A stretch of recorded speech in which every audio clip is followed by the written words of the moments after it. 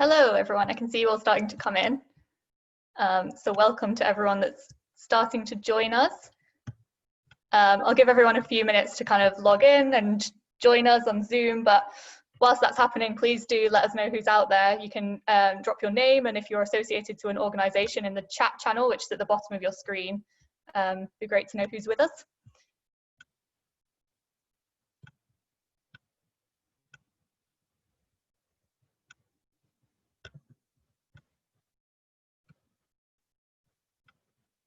Great, just give everyone a couple minutes. Oh, everyone's starting to say hi now. Hi, Eleanor and Chris. Hi, Dave. Shropshire. Great.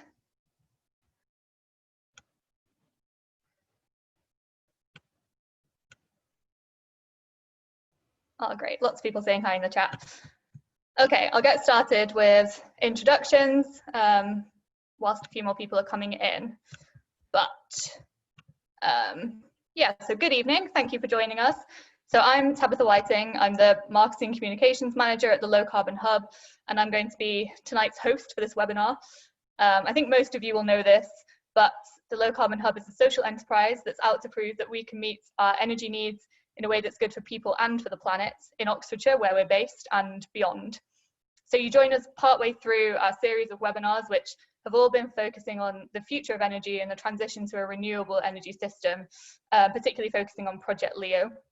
So for those of you who don't know, Project LEO, or Local Energy Oxfordshire, is a £40 million project conducting real-world energy system trials to better understand the role that local energy can play in accelerating the transition to a smarter and more flexible and, importantly, zero carbon energy system.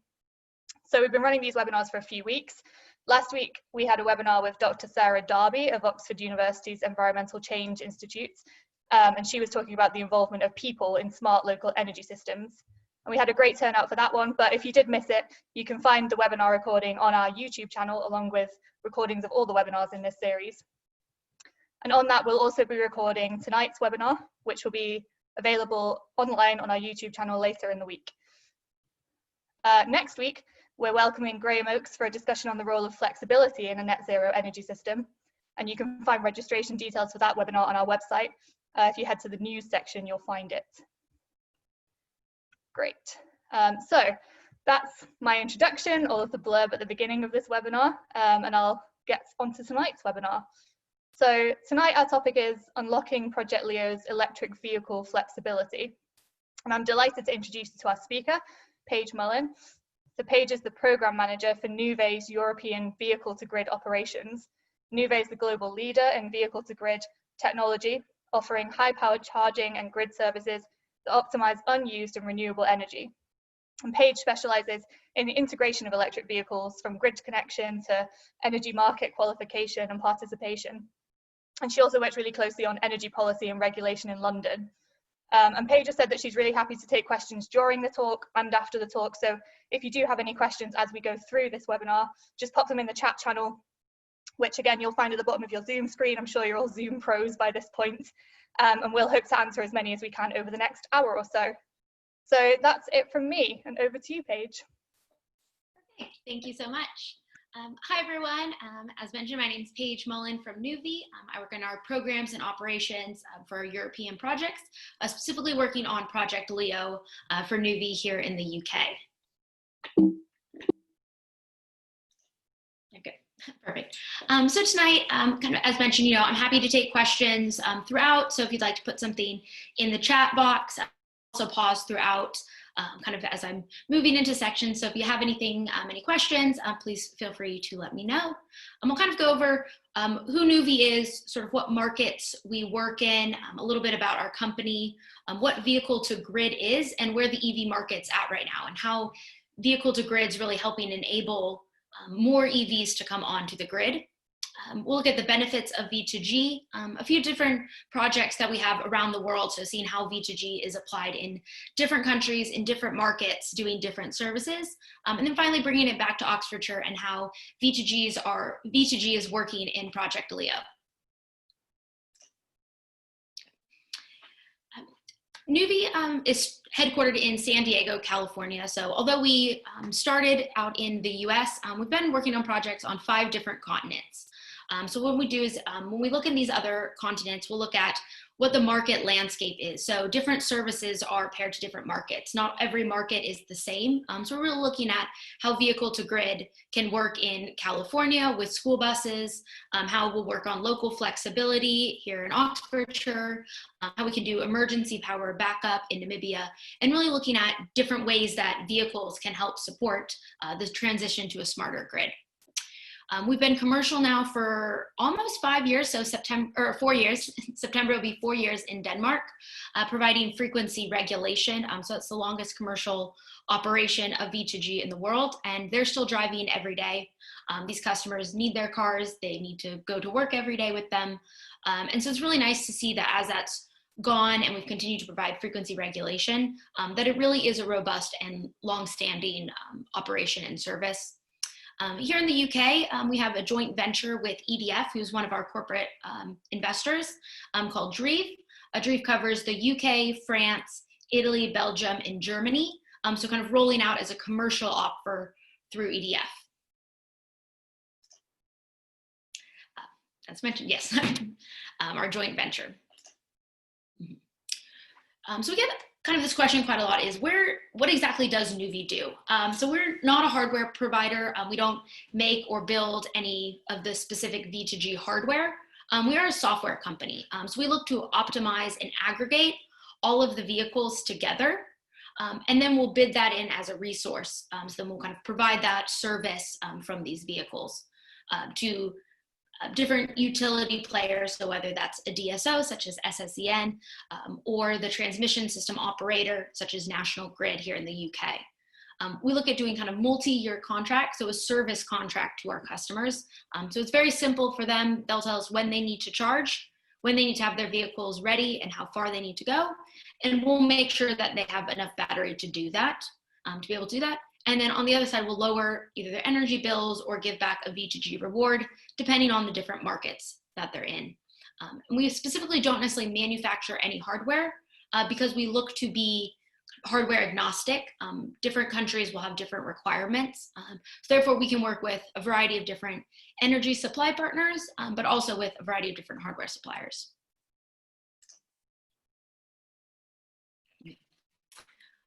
One thing we've been seeing over the years is kind of understanding when this inflection point of EVs is going to come. But what we've seen is that pretty much every organization that's forecasting EVs has been adjusting their rates upwards. So bringing that inflection point sooner, which you can see on this BNEF chart here, that we're seeing that companies are being more aggressive in their forecast as customer adoption is growing. What we've seen, even in light of COVID, the last few months as vehicle sales have dropped dramatically, EVs are actually one of the only ones that still not showed as dramatic of a decline in that, and that customer perception of EVs has actually improved over COVID.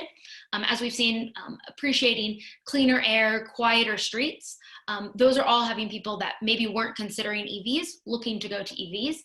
So again, this charts as they're starting to update them again in BNEF's most recent 2020, they're moving this again sooner and sooner, which is a really great thing to see. But then we come into some issues of how are our networks going to be able to support this rapid transition?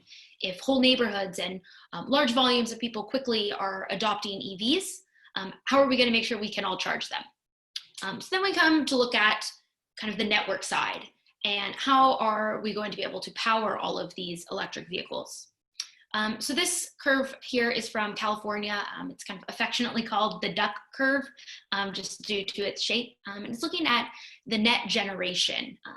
And what you can see is in the middle of the day, from around 2 to 3:30, 4 in the afternoon, the belly of the duck kind of sags down. And that's coming from a lot of solar generation. So excess solar coming onto the network and not as many people using as much power.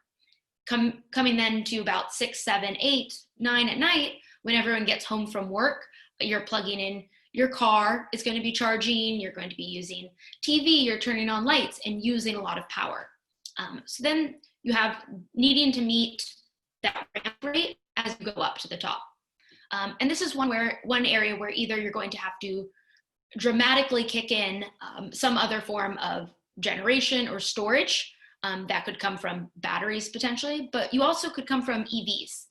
Electric vehicles, they've already been purchased by customers, and often they're parked during the day while potentially you're at work. And that they could be a resource to help kind of smooth out this so we can run at the most optimal curve on the electricity network. We're starting to see this in the UK as well, although this is an example from California. It's not unique to California. And the last few months, we've seen the UK grid running completely off of coal. We're bringing on a lot more renewables, and we want to make sure that we can use as much of that renewable generation as possible and help power our cars. So we're not going to charge them at periods when there is coal or there is more natural gas. We really want to power these as cleanly as possible. So as we're seeing, more passenger cars are becoming electric. And this is a huge amount of power that's coming on. Between 5 to 18 gigawatts of additional peak demand is coming onto our networks right at that evening peak, coming from unmanaged EV charging. And this is huge amount of money that's going to cost the network operators and then down to us as the consumers if that's not managed appropriately and in the most optimal way. So what we want to look at is how we can shift that bit of red unmanaged EV load into something more controllable. That's where we look at smart charging. So smart charging is one way where maybe we just time when we charge these vehicles. And that's great, and it does do some help into shifting that peak period. But with bi-directional charging, so vehicle to grid where you can actually discharge, what we can see is we can have further benefit by actually lowering that evening peak even more and discharging at that peak. And that's really going to put a lot more energy back onto the network to smooth out those curves at that peak periods of the day. Do you have any? We've had one comment asking about kind of the possibility of charging EVs up at work just whilst you're on that kind of charging side of things. Is that an option?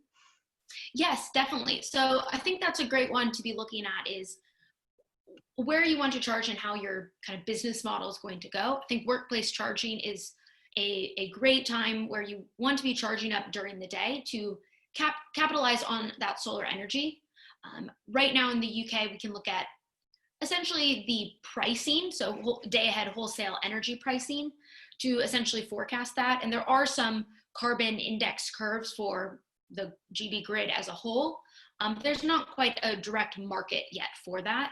But that's something that would be interesting as that does start to come, is, are there signals and is there a value associated with that? It's great in theory just to say, yes, we'd like to charge on that, but if that's going to cost more, are customers willing to do that? But daytime charging, typically, if there's a lot of sun, you will get a lot, you'll be charging primarily on some of these renewables, especially if it's a nice sunny day out.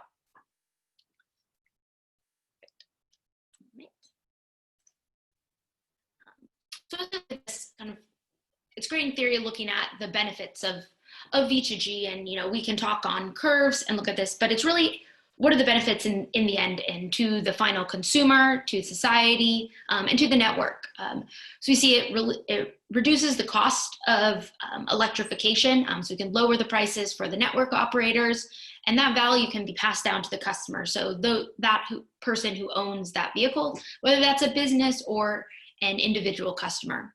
It helps defer investment in grid upgrade costs. Right now, one of the big costs for fleets looking to electrify is that network reinforcement cost they may be required to pay, and helping look at how they can optimize that behind their meter. So maybe charging and discharging just based off of their own energy use on that building, so they don't need to upgrade their supply capacities. We're looking at lowering CO2 and pollution from vehicles, taking more gas and petrol cars off the road, and again, charging at workplaces where you can really charge up on that solar energy, and helping balance out, so providing a frequency regulation to help balance out the intermittencies that we get with renewables, such as times when the sun's not shining and the wind's not blowing, really how we can help support those in bringing on more renewable energy onto the grid. So in order to realize these benefits, we typically target 3 kind of key markets, looking at the transmission system, the distribution system, and behind the meter. And it's really for V2G in order to make the most benefit out of it. It's stacking each of these services. So it's not just looking at one of these services in a silo, but it's really how you can play across all of those. With vehicles, you are very location specific. If you're looking down to the distribution level behind the meter, there's a lot just to look at on that specific level. So each site is very different and needs to be taken into account for that and understanding what the local constraints are. So this is what we're looking at in Project LEO, is looking at this distribution system and how do we help build out these markets for that to help bring that value to the customer at the end, but also provide a service to the DNO so SSEN can minimize some of their investments that they need to do and defer those later and help the network run as optimally as possible. So Nuvve's platform takes second-by-second control of matching power generation, transmission system, distribution, and the end consumer, and looking at for each of these sites, what are the best markets to play in, and how do we access each of those? As I mentioned, every site's going to have slightly different constraints, but when we're providing a service, a constraint management service to the DNO, they're just gonna want to know that they have a consistent and reliable service coming from this aggregation of vehicles. So sometimes those might all be located at the same site, and sometimes they may be a few sites on the same substation level. And that's what Nuvve's role is, to essentially smooth out the intermittencies and the unpredictable nature you get with EVs and provide a predictable, dispatchable, and reliable service to the different system operators that we work with. So it takes each individual vehicle, although one car on the network might not be that interesting. When we're starting to look at volumes of hundreds and thousands, we're looking at megawatt sizes of vehicles that are all going to be plugging in at the same time without that visibility. So by going through aggregators that look at that and take into account the driver's needs, as well as the grid's needs, that's where we can provide the best service and extract the most value. So looking at it in V2G, so bi-directional, so charging and discharging, but it's also important to look at just smart charging.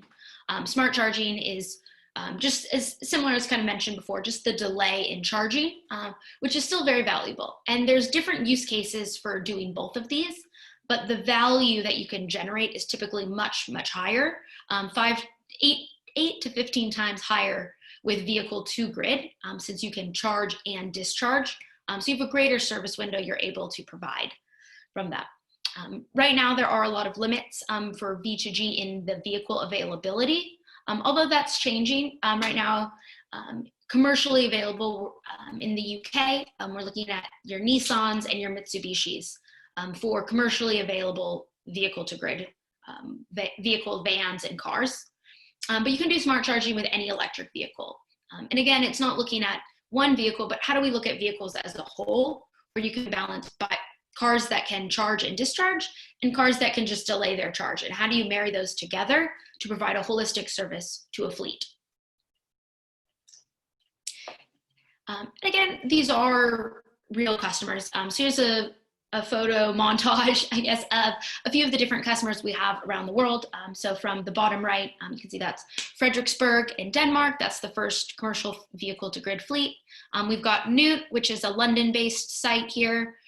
We've got some customers in France, in Japan, in Namibia. And each of these customers and sites, we're looking at different services and different optimizations for this. So wanting to look at what are the value propositions we can give for school buses and school districts in the US, as well as for municipal vans that drive around every day, fixing things in their communities. But the most important part is that these are real customers. They have to get to work in the morning. They need to do their job. And so they need to make sure that their bus or their van is charged up to where they need in the morning. So that's really what we want to make sure works for the customers, is a simple method where they plug in, they just set a few parameters, and then we'll optimize the rest, and they get that value. So they're rewarded for lending their vehicle to help participate in the energy system. So looking at a few different situations that we have and a few different kind of examples around the world.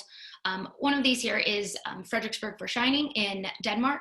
So this is the first kind of commercial fleet since September 2016. Every day we've been bidding into the markets for frequency regulation. Each vehicle is generating around 1,800 euros per year per van on the frequency regulation market.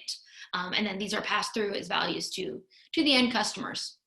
We've recently kind of re-upped our contract and are installing 4 more chargers. So we've got 2 more already installed at their site. So adding more as they've got more vehicles to help look at how much more we can save and optimize for their fleet here in Denmark.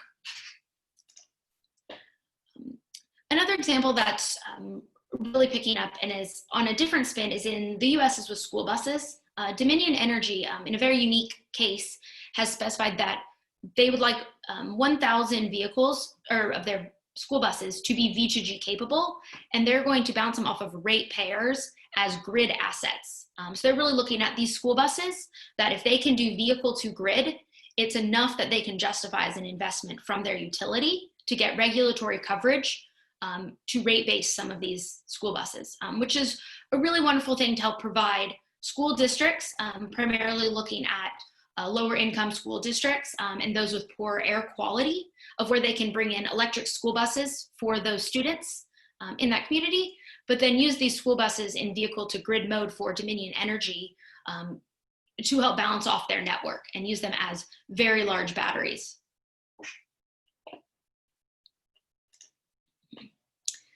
Another example is in Bornholm, which is an island off of Denmark. This is somewhat similar to Project LEO in the form of looking at local energy and how we can optimize at a very local level.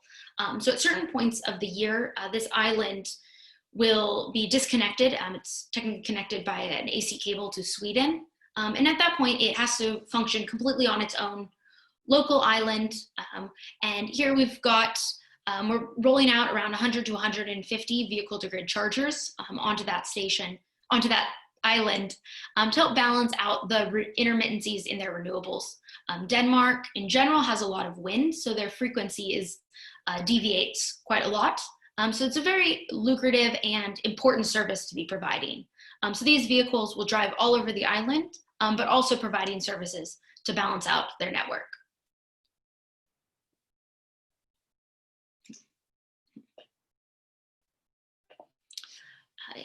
In California, we're also looking at distribution deferral. So when there's upgrades needed onto these networks, particularly looking at a microgrid with a large solar array in California, the University of San Diego, California site, we'll get a signal from a transformer monitoring system that will tell us what's happening on that system, so we can help make sure that with these vehicles, we stay within safe, controlled limits. This is looking at, instead of upgrading that network, how we can modernize and use smart, intelligent controls to minimize that upgrade needed and defer that to a later point in the year and allow to have more solar available. Perfect. Any questions before I move on to a little bit more about Project LEO? Yeah, we've had a few questions come through, so maybe this is a good time. So a couple of questions about, I guess, kind of statistics and how it works. So question on what's the typical aggregation size? Are we talking about kind of megawatts? Mm-hmm. Yeah, so right now for the chargers we use in Europe for kind of your normal fleets are each 10 kilowatts. So we're not quite at the full megawatt scale yet, which does pose some barriers in market access. So we do usually need partners for these market access, which is more of a regulation hurdle to overcome. But it doesn't necessarily technically bar us from participating in any of those. But then again, as you aggregate more vehicles, you'll have larger scale deployments of that. But yes, one charger is around 10 kilowatts. But in the US with some of the school buses, we're looking at 60 to 100 kilowatts. So those you get to a megawatt scale much faster if you look at bus depot sizes. Yeah, great. And then we've had a question on decision making, I suppose. So does the driver decide when the car discharges to the grid, or is it all done by a smart system? And following on from that, is there then a danger that the car could discharge electricity to the grid at the wrong time, I guess? So they've suggested before the driver makes a long journey and needs a full battery. Yeah, so that's where we have the customer will set their preferences. So they'll say, I need to leave tomorrow morning at 8 a.m. and I need to go, 100 miles. And they'll set that in the system so that that's taken into account into our aggregation. And then we'll make the decision based off of what are the most lucrative markets to be participating in from a revenue perspective to charge or discharge that battery. So as long as the customer just sets their departure time and kind of their desired state of charge, then we take that into account already. And you can set a standard. So it says every weekday, I need at least 85, 90% or 100% charge. And we'll make sure that's what's in your, how much state of charge is in your battery every morning. Yeah, so mitigating for that kind of situation. Great. We've had a question which you may get quite often. So I guess it being headquartered in California, do you have any kind of relationship with Tesla as kind of a big volume of battery power? Yes, so we've worked a bit with Tesla, but not primarily on a V2G side. If you look at Tesla, they've got a battery that they'd like to sell you as well from the Powerwall. And so we're kind of looking at more how you could just use the vehicle instead of buying extra assets from it. I think that's something they've looked at. Their first version of the Roadster was V2G capable, but no, we don't typically work with them in that. They kind of have their own little silos on that. But we do work with a variety of auto manufacturers, most of the major other ones from PSA, Nissan, Mitsubishi, Toyota, and then some of the big bus manufacturers in the US. Thank you. Last question for now, one that just came in, which I think is quite an interesting one.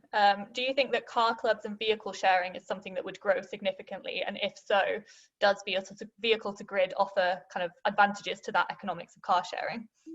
Yeah, absolutely. I think that's a great question, because I think car clubs are a really great use case for vehicle to grid. I think it's one, particularly because car clubs are going to make their money off of when that car's checked out. And we'll look at how can you make the most of that asset when it's not being driven. And that's really the proposition of vehicle to grid. Is the number one use of this vehicle is to drive. You need to be able to do your daily driving, and we're always secondary to that. So we always prioritize the customer's driving needs first. But in that sense, that's where it works really well with car clubs. If we can look at a car club where you'll rent in the app and you'll schedule what time. So you usually say, I need to pick up this car at 5 p.m., which is perfect, because that's exactly what we'd want to know is you need that car at 5 p.m. So we can play around in the markets, but as long as we're ready for you at 5 p.m., that's perfect. So I think car clubs are a great use case for this in the booking systems. And I do think that the area they work best, particularly in the UK, is when they're tied to a building load, since that's where you get a lot of the value in the UK. So it's also just understanding kind of the business model of where they're located. But again, as we start looking at more local flexibility services, such as with DSO services in LEO, that's one where that business model may change a little bit, as hopefully we see a lot of value coming out of that in balancing that on a local level. Great. And actually, one last question, since you kind of mentioned business models, and I think we've had a couple of questions around kind of the finances, whether this is short time scale for stabilization and could the market saturate, and then another one on kind of are the financial benefits stable over time, or could there be rapid changes and loss of value when this new economies reach equilibrium? So similar kind of question there. Balance out, yeah. Yeah, I think those are all very good questions in kind of what happens in the business model.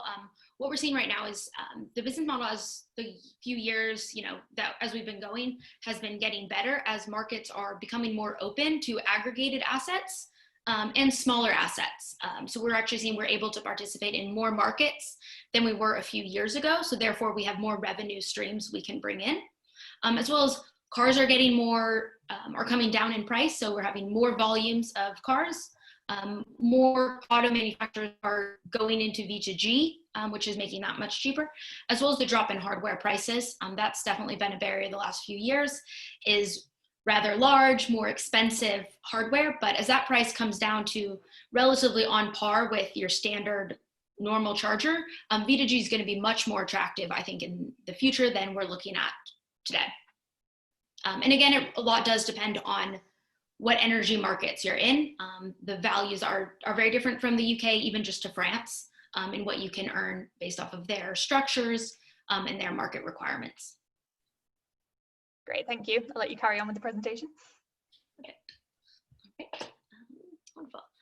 So now look, I've kind of touched a little bit on kind of vehicle to grid, a few different projects around the world and different markets that vehicle to grid can play into. So when we look in Project LEO and kind of where specifically Nuvve and vehicle to grid fits in, some of you may be familiar with this slide. I know it's a little busy, but what we'll look at is kind of down in the technology platform. So in this bottom right quadrant here, you'll see Nuvve and the aggregation. So this is really where we're aggregating and optimizing the EVs that are in kind of the bottom center left quadrant here. So we'll be aggregating those vehicles on a kilowatt scale basis, which is quite unique to be able to provide that visibility down to a kilowatt level charger on the network to let a DNO know, here's how many chargers are connected at this level, and here's our dispatchable and reliable resource we can provide you on this node at the end of your network. So we'll be aggregating those up. So we'll be connecting these vehicles. We're looking at installing in a few community sites that we're in the process of installing, as well as on some partners, some LEO project partner sites for putting these vehicle chargers so that we could be able to use them both as EVs, but also look at sites that maybe have solar on the roof as well, or a very large building load, and how we can bundle all of those together, or look at just the EV.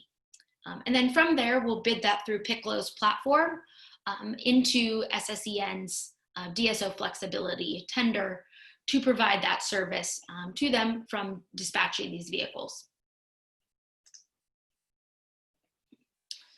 So here's a photo from the Royal Borough of Greenwich. So this is also in London, so unfortunately not in Oxford yet, but where we've got 5 of the vehicle to grid chargers that we're operating. Again, these are going every day. Looking at on this site, I'm trying to optimize off of the carbon intensity in the UK. So how can we charge these with as much renewables as possible? And then also looking at how we can offset peak consumption during the day for this. In Project LEO, we'll look at doing kind of potentially some of those similar services, but also looking at how we can enable kind of different business vehicles and fleets, since that's our primary target is fleets, to participate in local flexibility and help lower their total ownership costs for owning and operating EVs. That helps get more people interested in purchasing EVs if we can help make that cost lower, either on their electricity bill or through other V2G rewards that we can pass back through to them. And then looking at how we can stack services. As I mentioned at the beginning, we don't want to look at just one service in its own as a silo, but really it's stacking of multiple different value streams and services onto that to make it as lucrative as possible for that customer while taking into account the customer's driving needs. Which we'll also be participating with these vehicles that we're installing in Oxfordshire in the minimum viable system trials. So looking at kind of small rapid test of essentially small prototype testing of these different services and different components of the whole system as we go about. So some of these looking at how we bid into it through Piclo, how they're notified, what happens if the vehicle's not available for some reason, how that process works are some of the things that we'll be looking at, as well as an aggregation across multiple sites. So if we've got 4 locations on the same substation, how can we aggregate all of those together to provide that service to SSEN? And then as I mentioned, we'll be installing these on a few community sites that we're working on, as well as our partners' locations to help give as much visibility into these vehicles and make sure we can use them in an everyday situation. So we know that they'll be driven and used in a real regular driving pattern to make sure we meet their drivers' needs, but also can really look at what else is happening on that site to get the most value out of these MVSs. Finally, we're contributing to some of the DSO market requirements. So helping develop what are the kind of proposals for rules and regulations for how do we actually have this market going forward. And one of the big considerations is in a lot of more traditional markets that are already very well established, they have very high minimum bid windows and bid capacities, meaning we'd have to have 1,000 vehicles or hundreds of vehicles in order to meet their minimum thresholds. And we're really looking at this future system of a more flexible and integrated system. We're going to see solar on roofs more often. We're going to see batteries, we're going to see EVs. And these are much smaller than your traditional large power plant size generation. And so we really want to look at making sure that the new DSO market requirements don't accidentally inhibit any of these, but really help foster more local and smaller participation into these networks, but still be able to provide reliable services to the DSOs, so we can help make sure that our networks function safely and efficiently as possible. Thank you. Any other questions? Anyone? I don't know. Tabitha, if there's any more in the chat box. We've got one just coming in. Are there types of market actors with whom you could imagine partnering, but it might be difficult at the moment?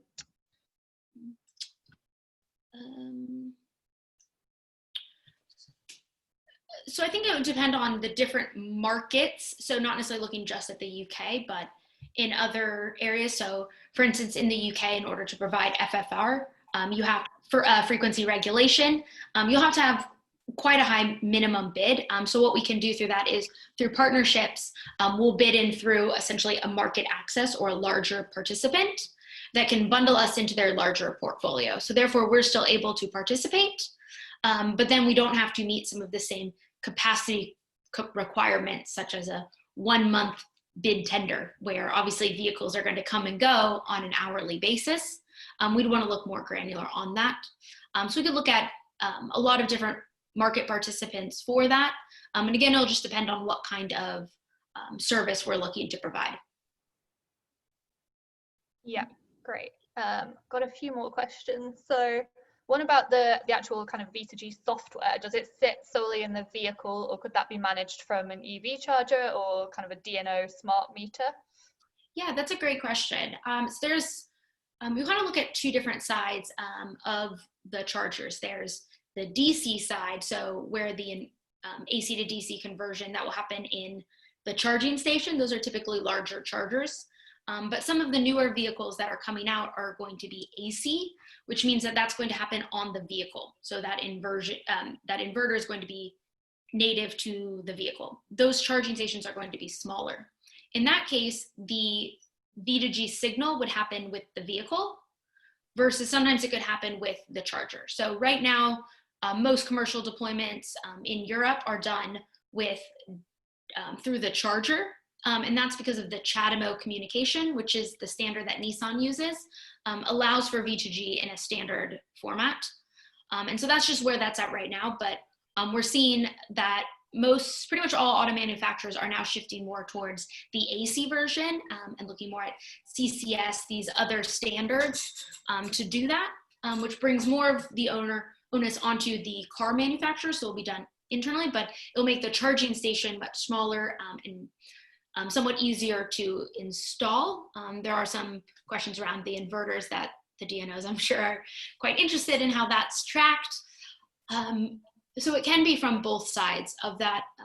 Right now, it's not done through the DNO's smart metering system, but there is a lot of information that would be very useful to start connecting into that from the smart meter systems. Yeah, and I guess kind of on that home charger aspect, we've had a comment around someone who has an EV and charges at night in their home and is kind of asking about, I guess, kind of scaling up, and saying kind of an issue with that approach would be that every vehicle would need to be plugged in when it's not being used. So you'd have a big increase in charger numbers. And do you see that as an issue, or kind of ways to overcome that scalability question? I don't think there's an issue in having more chargers. I think the issue is when everyone charges at the same time, I think is more the important question. So with vehicle to grid, we pretty much say anytime you're not driving and you're parked, just plug your car in. That's not going to have kind of added amounts going onto the network versus unmanaged charging, where if everyone comes home and charges right at 6 o'clock, that's where we're going to have an issue, as well as some of these default time of use concepts where it says, okay, well, all EV chargers can't charge at 6, but they'll all start charging at midnight. We'll kind of create other peaks, versus if we can look at this more from an aggregation and more of a holistic approach, we'll be able to integrate those and not create artificial peaks later from that. Yeah, brilliant. What else? We've got quite a few questions now. So a question about this kind of rapid discharge and recharge effect, and what that would do to the battery life and whether it would significantly reduce it. Yeah, so we're approved by Nissan to do vehicle to grid, and it is approved by their standard protocols. So we're always operating within the battery manufacturers and the OEMs approved limits. And again, if you're looking at this, 10 kilowatts in and out is not that much compared to the amount of energy that you'll do if you're accelerating out of an intersection. That's a lot more power dramatically going right into the battery, pulling out of that, than you'd have doing vehicle to grid. But that definitely is something that we take very seriously and monitor all of the batteries that we're working on right now. And in the cars that we've been doing vehicle to grid for almost 4 years now. In Denmark, we check that every month. We check the battery state of health, and we haven't seen any added degradation due to vehicle to grid. The biggest impact is driver behavior and calendar aging. Mm-hmm. Well, that's useful to know. What's the kind of average battery life, just for reference? The average battery life, I believe the manufacturers, so car manufacturers, will cover 8 years, I believe, on that. Okay, great. And then we've had a question about kind of longer term storage. So do you think you would ever get into longer term storage, like a calm, dull November scenario for kind of storage needs? I'm not familiar with the calm, dull November scenario. We can elaborate on that? Who was it? Or is it like secondary life of batteries? When there's no sun and no wind. Yeah, I think as long as there's markets, like there'll still be a frequency regulation market, there'll still be wholesale optimization, there'll still be time of use. So there are still plenty of services that can be provided that are not tied directly to the weather scenarios. Great, thank you. Question from Simon, so on LEO. So is one of the questions that Project LEO is trying to answer whether the potential cost savings to the DNO could make facilitating E2G financially attractive? And do you have evidence that this could be likely to be positive?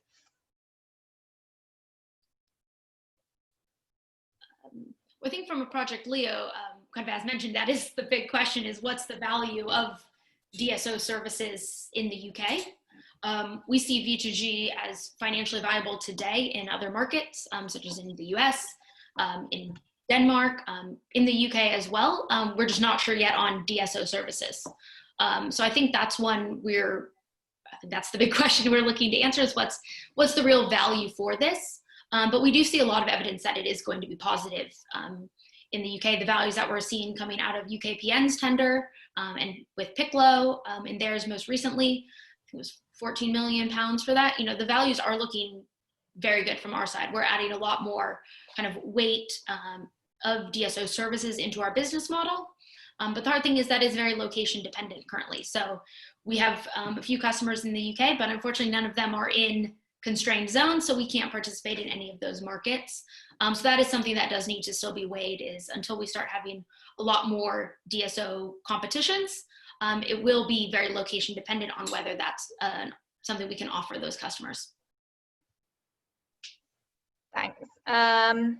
And then a question on the kind of infrastructure. So could a vehicle to grid vehicle connect into chargers on various parts of the grid, or would it just be a specific kind of identified one for that vehicle? Yeah, no, they can, if you have a Nissan Leaf that's doing vehicle to grid, you can plug in anywhere you can find a type 2 or, you know, the connectors that you need. So you absolutely can connect anywhere on that. It's just to actually perform the vehicle to grid service, so the discharge service would need to be at a vehicle to grid compatible charger. But you could still use the rapids on the highway corridors. Yeah, and I think the last question I can see that we haven't answered for now, on kind of Nuvve and what you do, I guess, and do you also look at kind of batteries in the home? Yes, we don't work so much with currently direct batteries in the home, but we do work with second life batteries. So we did a trial in 2009 and 2010 with the electric minis. So done with kind of BMW in the US. And those cars provided vehicle to grid in 2009, 2010. And now we have them when they were kind of done with their original useful life in the EV. They've been pulled out and now we're using them as stationary storage as kind of separate batteries. For that to, again, provide the same services we were providing 10 years ago with them, but now they're just a stationary battery. So conceptually, you know, a battery on wheels and a battery in your home are, you know, we can do that in the same way. There's just a more dynamic element that needs to be taken into account and a lot more constraints with batteries on wheels. So with vehicles, since that can drive away, we need to make sure it's ready to drive away when you need it to. But yes, yeah, we could do the same thing with home batteries, but specialize in the kind of highly dynamic elements of vehicles. Yeah, great. And one question that I've missed, so sorry about that. What do you think on the power quality issues of EV chargers, such as harmonics and unbalances, while you have several EV chargers running in a zone? I think on that level of a technical question, I need to defer to somebody else on that. So. Yeah, that's fine. We'll try and answer that question for you after the webinar.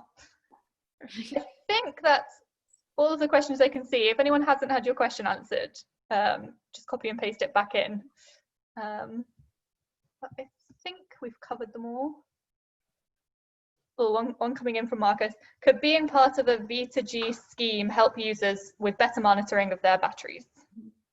Yes, absolutely. That's there's actually a study out of Warwick University that looked at kind of battery health in EVs, and that's something that we're kind of, you know, continuing to explore and have seen some cases where we think that by operating just within the kind of safe deemed limit, so never hitting that very top level and never hitting the very bottom levels of these EV batteries, by kind of just operating within the safest limits, that it actually could prolong the life of them.